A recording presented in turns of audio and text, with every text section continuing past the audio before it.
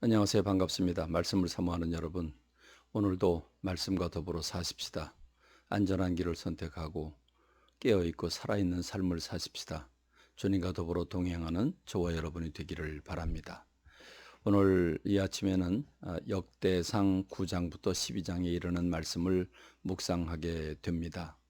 오늘 우리가 함께 묵상하는 말씀, 이 말씀은 역대상의 1장부터 8장에 나오는 긴 족보, 그 족보에 대한 결론입니다. 바빌론 포로 70년을 마치고 돌아와서 우리가 왜 바빌론 포로 70년 동안에 그 종살이를 하고 고생을 해야 했었던가, 왜 우리는 축복의 땅에 살지 못하고 쫓겨나서야 했었는가를 돌이켜보면서 신앙을 잃었기 때문이다. 하나님께 하나님을 향해서 우상 숭배하고 배신했기 때문이다 하는 사실을 깨닫고 우리가 신앙을 회복하려면 어떻게 해야 할 것인가. 그래서 영적인 줄기, 언약의 줄기를 회복하려고 몸부림을 칩니다. 그래서 그 언약의 줄기, 유다 지파의 언약의 줄기를 다시 되찾고 되찾고 난 다음에 그 결론을 말씀하고 있는 겁니다. 9장 1절에 보면 지금까지 1장부터 8장에 이르는 부분에 대한 그 족보가 끝났다. 그게 다 기록이 됐다라고 말해주고 있고 9장 2절에서는 9장 1절 끝부분에서는 이렇게 그 결론을 얘기합니다. 유다가 범죄함으로 말미암아 바벨론으로 사로잡혀 갔었다라고 말합니다. 그렇습니다. 이 역사를 정리하는 목적, 역대상하를 기록하는 목적을 아주 분명하게 말씀하고 있는 것이지요. 그렇습니다. 유다가 범죄했기 때문에 하나님께서 바빌론 포로로 70년 동안의 징계의 채찍을 내리셨다고 말합니다. 그리고 지금은 그 징계 채찍을 받고 난 뒤 70년이 지난 뒤 고레스 왕의 그 명령에 따라서 이스라엘 백성들이 고국으로 돌아갈 기회를 얻었습니다. 해방을 선포받았습니다. 그리고 그 해방을 선포받고 돌아오는데 돌아온 사람들이 그 신앙의 줄기를 회복하고자 기록한 것이 그게 바로 역대상하라고 하는 것인데 그때 돌아온 사람들이 누군가를 말씀하고 있습니다. 이 역대상 9장 2절에 보면 참 감동적인 말씀이 나오죠. 그들의 땅 안에 있는 성읍에, 그러니까 지금 그들이 와 있는 그 예루살렘을 비롯해서 그 각 도시에 흩어져 있는 지금 온 사람들, 귀국한 사람들, 이 사람들이 처음으로 거주한 이스라엘 사람들은 제사장들과 레위 사람들과 느헤님 사람들이라라고 말해주고 있습니다. 여러분, 르우벤 지파부터 그 베냐민 지파에 이르기까지 그들을 하나하나 보고해야 되는데 그렇지 않고 여기 온 사람의 필두, 여기 온 사람들의 선두에 누가 섰는가? 그건 제사장들이다, 레위 사람들이다, 느헤님 사람들이라 하고 말합니다.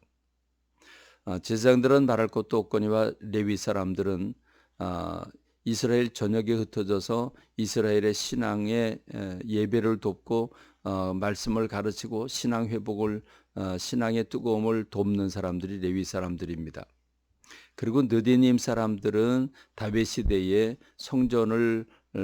성전에서 예배가 활성화 되던 때에 일손이 모자라자 느헤님 사람들을 지목해서 레위 사람들처럼 성전에서 하나님의 일을 하도록 분류한 사람들이 느헤님 사람들인데 결국 성전을 사모하고 신앙 회복을 꿈꾸기를 원하는 사람들이 먼저 왔다는 걸 말해주고 있습니다.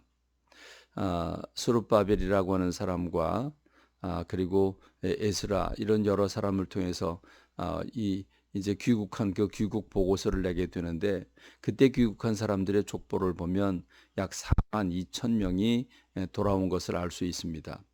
그들이 간 건 수백만 명이 끌려갔을 텐데 어찌 4만 2천 명밖에 돌아오지 않았을까 생각하면 가슴이 아픕니다. 바빌론 포로 70년 동안 종살이를 하면서 그 70년이라는 세월이 짧습니까? 오랜 세월 거기서 자리 잡고 직장 생활하고 거기서 사람을 만나 결혼하고 이러면서 정착을 하게 된 사람들이 대부분이라고 하는 걸 알 수 있습니다. 그리고 극소수의 사람들이 신앙을 회복하자고 폐허가 되고 버려진 땅, 돌아가면 고생길밖에 보이지 않는 그 땅, 그럼에도 불구하고 거길 가겠다고 돌아온 사람들이 42,000명인데 그들의 주축이 바로 제사장과 레위 사람들과 느디님 사람들이었다. 그리고 일반인으로서는 유다인과 베냐민, 에브라임과 므낫세 네 지파를 얘기하고 있습니다. 12지파가 다 와야 되는데 지금 대표적인 이 두 남방, 북방 대표적인 지파들만 지금 소수를 얘기하고 있습니다. 그렇습니다. 신앙 회복. 오늘 우리가 사는 세상이 참 혼탁합니다. 세상의 문화가 우리의 삶을 지배하고 있습니다. 무엇이 옳은지 그른지도 모르고 우리는 세상의 여파에, 세상의 문화에 휘둘겨 살고 있습니다. 우리가 오직 하나님 한 번 바라보고 하나님의 나라를 보고 전진해 나가야 되겠습니다. 좌우를 바라보지 말고 말씀을 붙잡고 나가야 되겠습니다. 참 어려운 일이긴 합니다만은 우리가 살 길이 이것 아니겠습니까? 신앙을 회복하는 많은 사람들이 넓은 길로 가겠지만 우리는 신앙의 줄기를 붙잡는 주의 사람들이 되길 간절히 소망합니다. 그리고 이스라엘 백성들이 돌이켜 생각해 보니까 언약의 줄기에 잘못된 이스라엘 백성들이 왕을 세워달라고 요청을 해서 하나님이 사람들 중에서 괜찮다고 생각되는 사람을 추천해 준 것이 사울이고, 사울은 다윗의 이 유다 지파가 아닙니다. 언약의 줄기가 아니죠. 그래서 이 족보 끝의 결론으로 유다가 범죄했기 때문에 바벨론 포로로 끌려갔을 뿐만 아니라 이스라엘 역사 가운데 가장 잘못된 부분이 바로 사울 왕이 이 역사에 이 언약의 줄기에 들어갔다고 하는 사실을 알고 그걸 배제해냅니다. 그래서 10장 13절로 14절의 말씀은 사울이 죽은 것은 여호와께 범죄하였기 때문이라. 그가 여호와의 명령을 지키지 아니하고 또 신접한 여인에게 가르치기를 청하고 여호와께 묻지 아니하였으므로 여호와께서 그를 죽이시고 그 나라를 이새의 아들 다윗에게로 넘겨주셨더라 했습니다. 그래서 이 사울의 족보를 정리하고 그리고 다윗을 집어넣습니다. 그래서 다윗의 그 많은 전쟁의 용사들, 쟁쟁한 용사들을 소개하고 있는 겁니다. 그렇습니다. 신앙 회복을 첫째로 삼는 신앙의 열정이 뜨거워지는 저와 여러분 되길 간절히 소망합니다.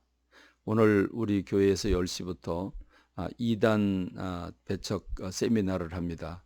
오셔서 은혜들 받으시길 간절히 소망합니다.